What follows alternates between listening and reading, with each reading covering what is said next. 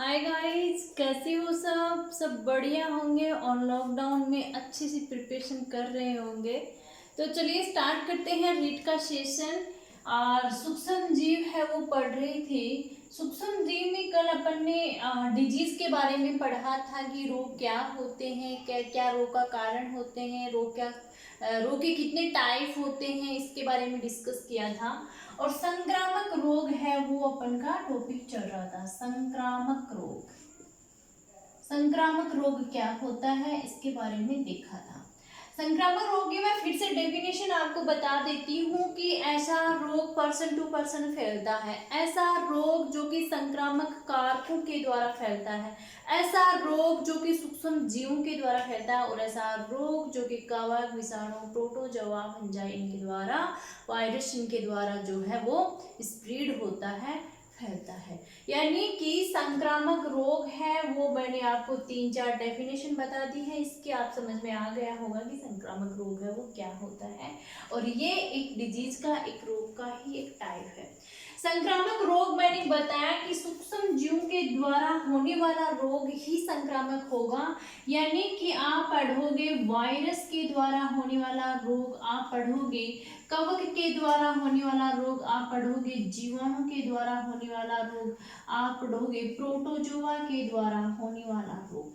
अब मैं आपको एक टेबल बता रही हूँ, उस टेबल में आपको ध्यान से देखना है, ध्यान से समझना है, ध्यान से याद करना है, क्योंकि यहाँ से क्वेश्चन उठने की प्रोबेबिलिटी मैक्सिमम होती है। सबसे पहले पढ़ते हैं संक्रामक रोग, आपको अच्छी तरीके से क्लियर हो गया है।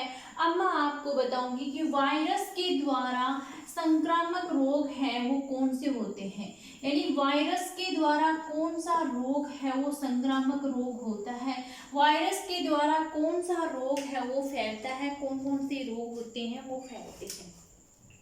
तो सामान्यतः वायरस के द्वारा जो रोग होने वाले हैं वो आपके होते हैं खांसी जुकाम। ओके, खांसी जुकाम वायरस के द्वारा होता है। देन आपका जो कॉमन फ्लू है इन्फ्लुएंजा, इन्फ्लुएंजा है वो वायरस के द्वारा होता है। आपका जो डेंगू बुखार है वो वायरस के द्वारा होता है, डेंगू बुखार। ओके, आपकी जो हेपेटाइटिस है, हेपेटाइटिस डिजीज है, हेपेटाइटिस ये वायरस के द्वारा होती है। जो खसरा है वायरस के द्वारा होता है, पोलियो वायरस के द्वारा होता है। ये जो डिजीज है आपके खांसी जुकाम, इन्फ्लुएंजा, खसरा, हेपेटाइटिस, जो पोलियो है, आपका जो एड्स है, एड्स भी वायरस के द्वारा होता है ना। चिकन पॉक्स वायरस के द्वारा होता है, चिकन पॉक्स।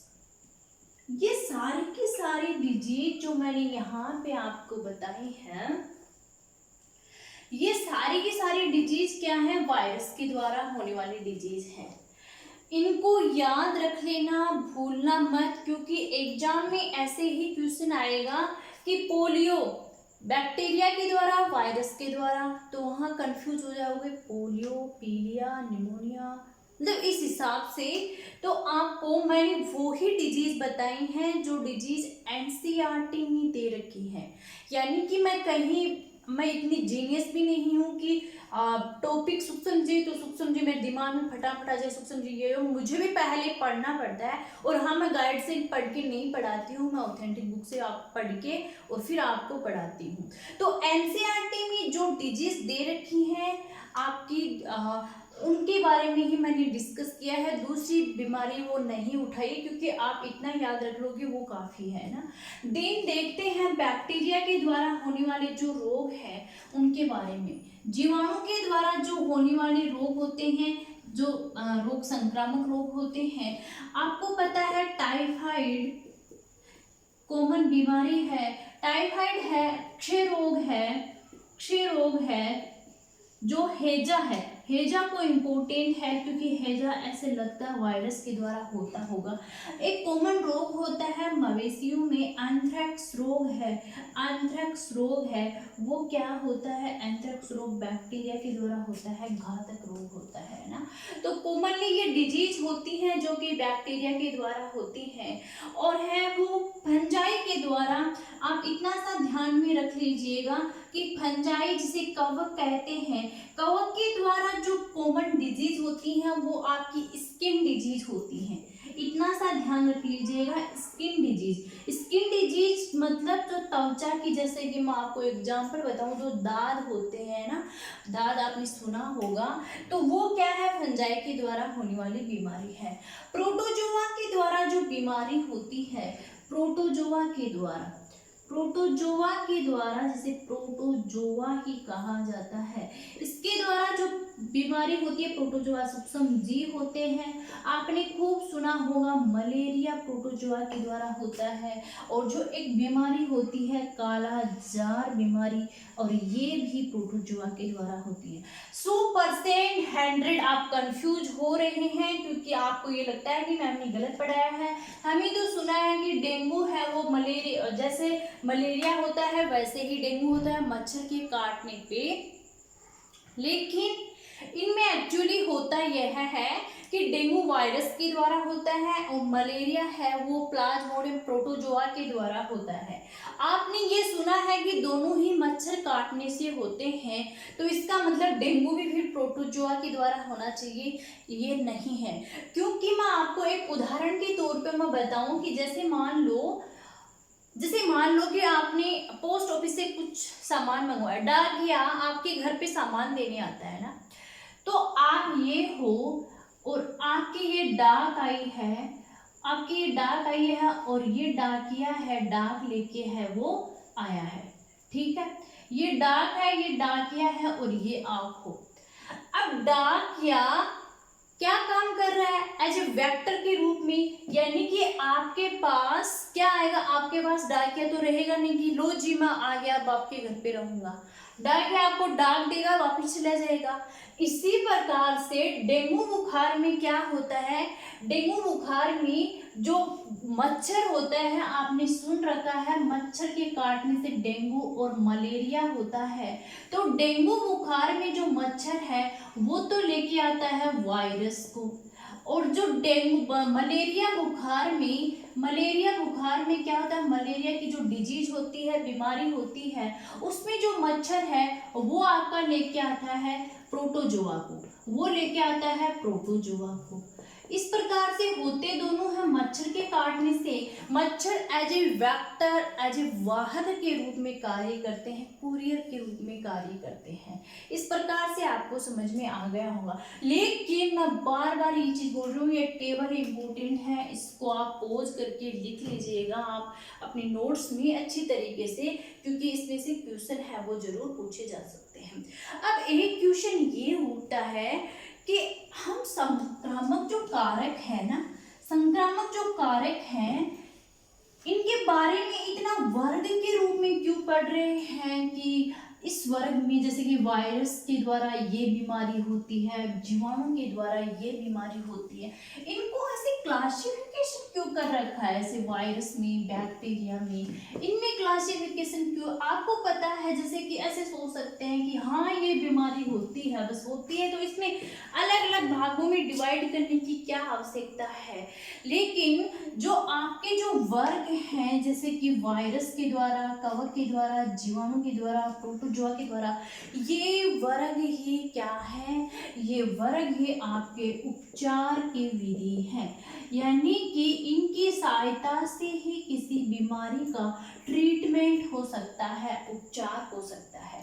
वर्गीकरण के अनुसार क्या होता है, वर्गीकरण के अनुसार जो सभी बैक्टीरिया है, मान लीजिएगा सभी बैक्टीरिया हैं, सभी जो जीवाणु हैं वो आपस में, वर्गीकरण के अनुसार सभी जीवाणु हैं, जीवाणु का एक जो वर्ग है वो आपस में क्या होते हैं, समान होते हैं। किसकी तुलना में? फॉर एग्जाम्पल आप वायरस को ले लीजिए, वायरस की तुलना में या दूसरे वर्ग की तुलना में जो जीवाणु होते हैं वो जीवाणु आपस में समान होते हैं। जीवाणु बहुत से टाइप के होते हैं, लेकिन वो जीवाणु एक दूसरे में आपस में अत्यधिक समानता दर्शाते हैं। किसकी तुलना में? दूसरे वर्ग की तुलना में वो है आपस में अत्यधिक समानता दर्शाते हैं। और ऐसी ही कंडीशन क्या होती है? ऐसे ही वायरस में होती है। वायरस के सभी जो टाइप है, सभी प्रकार के वायरस हैं, वो आपस में अत्यधिक समानता दर्शाते हैं। किसकी तुलना में? कवक की तुलना में, प्रोटोजोआ की तुलना में, जीवाणु की तुलना में, यानी दूसरे वर्ग की तुलना में। इसका अर्थ यह है कि अनेक प्रकार की कहने का तात्पर्य यह है कि अनेक प्रकार की जो जैविक क्रियाएं होती हैं, अलग अलग वर्गों में, वो बैक्टीरिया में तो समान होती हैं, यानी कि जो जैविक क्रियाएं वो बैक्टीरिया में समान होती हैं, लेकिन वो ही क्रियाएं वायरस में है वो समान नहीं होती। अनेक प्रकार की जैविक क्रियाएं वायरस में तो समान होती हैं, लेकिन वो ही बैक्टीरिया में नहीं होती। अनेक प्रकार की जैविक क्रियाएं फंजाई में तो समान होती हैं, लेकिन वो ही आपकी बैक्टीरिया, प्रोटोजोआ, वायरस में नहीं होती। अनेक प्रकार की जैविक क्रियाएं प्रोटोजोआ में तो समान होती हैं, यानी कि बहुत सारे प्रोटोजोआ हैं उनमें अत्यधिक समानता होगी, ऐसा नहीं बिल्कुल सेम, नॉट 100%, अत्यधिक समानता होगी जैविक क्रियाओं में, लेकिन वो दूसरे वर्गों की तुलना में वो ज्यादा समानता होगी, दूसरे वर्गों में वो जैविक क्रियाएं नहीं होंगी। इस प्रकार इसके परिणाम स्वरूप क्या होता है?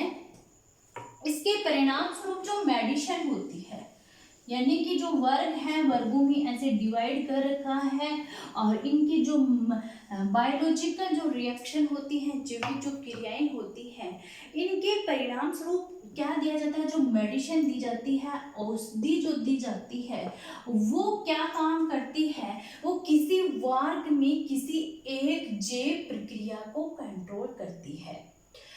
जो मेडिसिन होती है, औषधि होती है, क्योंकि इनके द्वारा होने वाले रोगों के द्वारा मैंने आपको सबसे पहले क्वेश्चन ये उठा था कि इनको अलग अलग वर्गों में बांटने की क्या जरूरत है। उसी के बेसिस पे ये है कि इनके द्वारा जो औषधि होती है, अगर इनको अलग अलग वर्गों में नहीं बांटा जाए तो हमें रोग का पता ही नहीं चलता है कि कौन से के लिए क्या मेडिसिन ने किसके द्वारा ये रोग हो रहा है, इसके लिए कौन सी मेडिसिन है वो कारगर होगी।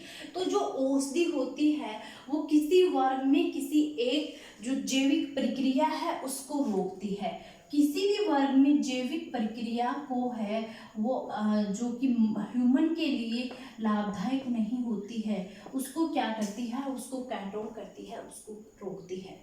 तो इसका जो ये औषधि, जो मेडिसिन, तो ये औषधि जो प्रभाव डालती है वो एक वर्ग में जो सभी सदस्य होंगे उनके लिए ये समान तरह से सभी सदस्यों पर समान करेगी।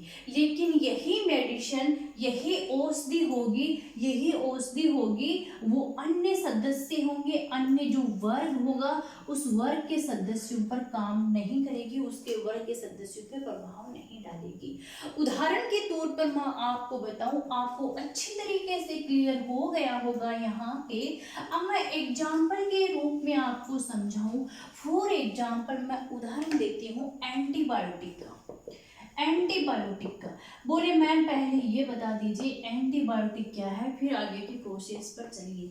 एंटीबायोटिक आप लोगों ने सुन रहा होगा, मैं फिर से बता देती हूँ, शायद पहले भी मैंने आपको बताया था कि सूक्ष्म जीवों के द्वारा उत्पन्न होने वाले ऐसे रासायनिक पदार्थ जो कि मनुष्य में रोग फैलाने वाले सूक्ष्म जीव यानी हानिकारक सूक्ष्म जीव को नष्ट करने में कारगर सिद्ध होते हैं। एंटीबायोटिक या इनको हिंदी में कहा जाता है प्रतिजैविक, एंटीबायोटिक या प्रतिजैविक कहा जाता है। फॉर एग्जाम्पल उदाहरण एंटीबायोटिक का लेते हैं। एंटीबायोटिक क्या काम करती है?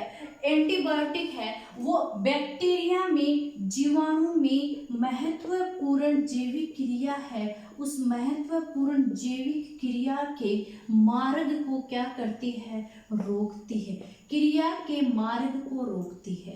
कैसी रोकती है, यानी कि एंटीबायोटिक जीवाणु पर काम करती है और बैक्टीरिया के जो मार्ग होता है, महत्वपूर्ण जो जैविक क्रिया का मार्ग होता है, उसको कंट्रोल करती है। उदाहरण के रूप में मैं बताऊं, जैसे कि मान लीजिए कि जीवाणु होता है। जीवाणु क्या काम करता है, जो बैक्टीरिया होता है वो सेल वॉल का निर्माण करता है अपने चारों ओर। सेल वॉल बोले तो कोशिका भित्ति का निर्माण करता है अपने चारों। बैक्टीरिया अपने चारों ओर कोशिका भित्ति का निर्माण करता है, अपनी रक्षा के लिए काम करता है। अब एंटीबायोटिक, कौन सी एंटीबायोटिक लेते हैं, पेनिसिलिन एंटीबायोटिक क्या काम करेगी, ये जो बैक्टीरिया है इस बैक्टीरिया को सेल वॉल नहीं बनाने देगी। यानी कि पेनिसिलिन एंटीबायोटिक बैक्टीरिया की कोशिका भित्ति पर क्रिया करती है।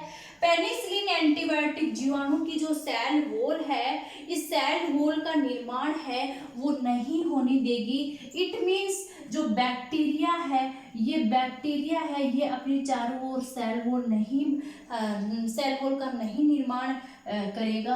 और जो सारी की सारी जो बैक्टीरिया इसके थ्रू जो जैविक क्रिया कर रहा है, ये सारी की सारी जैविक क्रिया बंद हो जाएगी। इसके परिणाम स्वरूप बैक्टीरिया की क्या हो जाएगी, डेथ हो जाएगी। बैक्टीरिया है वो खत्म हो जाएगा।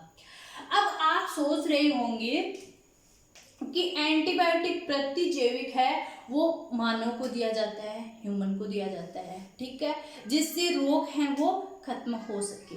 बैक्टीरिया के ये विरुद्ध कार्य कर रहे हैं, यानी बैक्टीरिया अपना जो मल्टीप्लेक्शन करेगा, अपना गुणन करेगा, उसको रोक देगा, बैक्टीरिया को डिस्ट्रॉय कर देगी ये एंटीबायोटिक। अब आपके दिमाग में ऐसा क्वेश्चन आ रहा होगा कि क्या यह एंटीबायोटिक ह्यूमन सेल के लिए खतरनाक नहीं है, कि जिस प्रकार से ह्यूमन की बॉडी में इंजेक्ट करवाया जाता है इतनी डेंजरस है कि इतनी की लाखों की संख्या में सूक्ष्म जीव होते हैं उनको डिस्ट्रॉय कर देती है, मार देती है। तो क्या ये ह्यूमन की कोशिका के लिए खतरनाक नहीं है? बिल्कुल भी नहीं है। ह्यूमन की कोशिका के लिए या ह्यूमन के लिए ये एंटीबायोटिक होती हैं बिल्कुल भी नेगेटिव प्रभाव नहीं डालती हैं, क्योंकि मैंने बता रखा है मानव की कोशिका या ह्यूमन कोशिका के चारों ओर कोशिका भित्ति नहीं होती है, जंतु में कोशिका भित्ति नहीं होती है, जबकि आपकी प्लांट्स में, आपका फंजाई में, बैक्टीरिया में, इन सब में सेल वॉल होती है, कोशिका भित्ति होती है, जबकि मानव में कोशिका भित्ति नहीं होती है। और यही कारण होता है कि पेनिसिलिन एंटीबायोटिक ह्यूमन की सेल पर कोई नेगेटिव प्रभाव नहीं डालती है। इस प्रकार से ये अपनी जो क्रिया है वो करती है पेनिसिलिन एंटीबायोटिक। जीवाणु को ये स्पष्ट तौर पर नष्ट कर देती है। नेक्स्ट जो मैं बात करूं कि पेनिसिलिन एंटीबायोटिक है जो ये जीवाणु पर तो है वो पेनिसिलिन एंटीबायोटिक जीवाणु पर तो अपना कार्य करती है, जीवाणु पर तो अपना प्रभाव डालती है, लेकिन इसी प्रकार से ये क्या है, ये वायरस पे अपना प्रभाव नहीं डाल सकती। यानी कि जीवाणु पर तो वह करके सेल वॉल का निर्माण नहीं होने देती है, लेकिन ये वायरस में ऐसा मार्ग नहीं होता है। वायरस में ऐसा मार्ग नहीं होता है क्योंकि वायरस क्या होता है, वायरस में बैक्टीरिया के संक्रमण का कोई प्रभाव नहीं होता है। फॉर एग्जाम्पल मैं बताऊं कि एंटीबायोटिक है, एंटीबायोटिक का जैसे कि एंटीबायोटिक वायरस के संक्रमण में तो इम्पोर्टेंट रोल प्ले करते हैं जैसे मैंने बताया, लेकिन यह एंटीबायोटिक जब वायरस का संक्रमण हो जाता है तो इस वायरस के संक्रमण में कोई उपयोगी नहीं होती है, कोई उपयोगी नहीं होती है। जैसे कि मैं एग्जाम्पल के तौर पर बताऊं आपको, जैसे कि खांसी जुकाम हो गया है, ठीक है, एक एग्जाम्पल लेते हैं, सिंपल सा उदाहरण लेते हैं खांसी जुकाम का, है ना, खांसी जुकाम का है एक उदाहरण लेते हैं। खांसी जुकाम मैंने आपको अभी अभी बताया है किसके द्वारा होता है, वायरस के द्वारा होता है ना। अब क्या होगा, अगर इस वायरस से होने वाले रोग में अगर एंटीबायोटिक ले रहे हैं तो इससे ना तो रोग की तीव्रता में कमी आएगी और ना रोग की समयावधि है उसमें कमी आएगी। आप लोगों ने सुना होगा कि हमारे घर में बुजुर्ग ये बोलते हैं कि बेटा जुकाम हो गई है तो क्या हुआ, जुकाम हो गया तो क्या हुआ, दवाई लेने से क्या होगा, ये तो 2-4 दिन लगेंगे अपने आप ठीक होगी। ये सही रीजन है उनका, वो लोग बोलते हैं बिल्कुल सही फैक्ट के साथ में वो बोलते हैं कि वायरस जो खांसी जुकाम है, एक्चुअली में उनको ये नहीं पता होता है कि ये वायरस है ये बैक्टीरिया है, लेकिन उनको ये पता होता है कि खांसी जुकाम में जो मेडिसिन है दवाई है कारगर सिद्ध नहीं होगी क्योंकि ये वायरस के द्वारा होता है और वायरस के द्वारा होने वाले रोग में जो एंटीबायोटिक लेते हैं एंटीबायोटिक वायरस के लिए उपयोगी नहीं है। इस चीज़ को आप ध्यान में रखना क्योंकि मैं एक एक लाइन बोल रही हूँ, इसका ये नहीं कि हर लाइन को मैं ऑप्शन में आपको क्वेश्चन और ऑप्शन में ऐसे बताऊँ तो बहुत लंबा टाइम हो जाएगा, लेकिन ऐसे क्वेश्चन पूछे जा सकते हैं कि एंटीबायोटिक का प्रयोग निम्नलिखित से नहीं किया जा सकता, वायरस जीवाणु उपयुक्त दोनों ऐसे, तो वायरस के लिए एंटीबायोटिक का प्रयोग नहीं किया जा सकता। तो हाँ, एक पॉसिबिलिटी ये बनती है कि जैसे मान लो खांसी जुकाम हुआ है, खांसी जुकाम हुआ है, खांसी जुकाम हुआ है, तो इस खांसी जुकाम में अगर साथ साथ में बैक्टीरिया का इन्फेक्शन हो गया है, बैक्टीरिया का भी अगर संक्रमण हो गया तो जो एंटीबायोटिक है वो एंटीबायोटिक उपयोगी होगी, लेकिन वो भी लिमिट, वो भी सिर्फ बैक्टीरिया को खत्म करेगी ना कि इस वायरस को। ओके, ये आपको अच्छी तरीके से क्लियर हो गया होगा। अब मैं आपको कुछ बैक्टीरिया वगैरह, कुछ जो डिजीज वगैरह है एक दो, उसके बारे में बता देती हूँ कि वो बैक्टीरिया प्रोटोजोआ किसके द्वारा ये होती है ना, क्योंकि ये जो फैक्ट वाली अब बात है ये भी इम्पोर्टेंट है और ये बात है वो एनसीईआरटी में अच्छी तरीके से है वो दे रखी है कि कौन सी के द्वारा क्या जो डिजीज है वो प्रोटोजोआ जीवाणु के द्वारा कौन सा क्या होता है। तो एक बैक्टीरिया है, उस बैक्टीरिया का नाम है स्टेफाइलोकोकस बैक्टीरिया। स्टेफाइलोकोकस बैक्टीरिया है जो जीवाणु है और इसके द्वारा जो होता है वो मुहासे, यानी मुहासे का जो कारक है वो है स्टेफाइलोकोकस बैक्टीरिया। इस चीज को आप ध्यान में रखना। एक होता है लेशमानिया प्रोटोजोआ। लेशमानिया जो प्रोटोजोआ है, लेशमानिया प्रोटोजोआ है, इस लेशमानिया प्रोटोजोआ का जो कारक है वो है लेशमानिया प्रोटोजोआ का जो कारक है वो है काला अजार व्याधि। काला अजार जो मैंने आपको बताया था प्रोटोजोआ के द्वारा जनित जो रोग है वो है लेशमानिया प्रोटोजोआ। एक आपका जो होता है प्रोटोजोआ होता है वो आपका ट्रिपिनोसोमा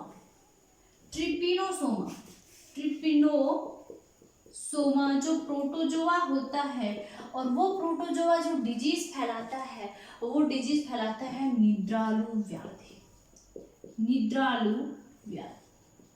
ओके, आपकी जो इंटेस्टाइन होती है, आपके नहीं सभी की जो इंटेस्टाइन होती है, जो छोटी आंत होती है स्मॉल इंटेस्टाइन होती है, उसमें एक राउंड वोम प्रेजेंट होता है। राउंड वोम कहाँ प्रेजेंट होता है? स्मॉल इंटेस्टाइन में राउंड वोम प्रेजेंट होता है और उसका नाम होता है एस्केरिस लुम्ब्रिकोइडिस।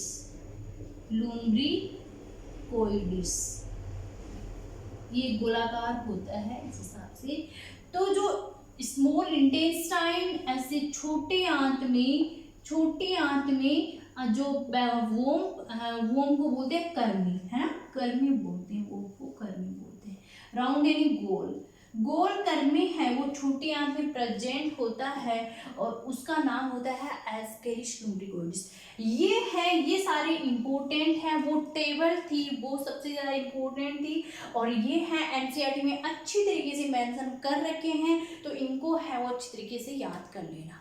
तो आज का टॉपिक यहाँ पे खत्म होता है। अगले लेक्चर में इसके आगे के बारे में डिस्कस करेंगे कि संक्रामक रोग हैं वो कैसे फैलते हैं, कैसे स्प्रेड होते हैं, कैसे इनका बचाव किया जाता है, इसके बारे में।